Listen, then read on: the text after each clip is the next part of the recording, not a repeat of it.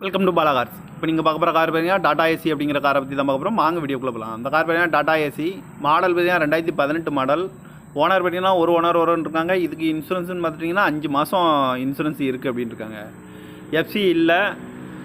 Kilometre பார்த்தீங்கன்னா 1,00,000 kilometre running ஆகிருக்கு.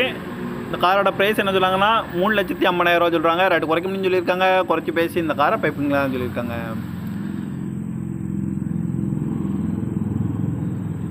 TN 78 C9131 அப்படிங்கிற நம்பரில் தான் அந்த கார் இருக்குது அப்படின்னு இருக்காங்க.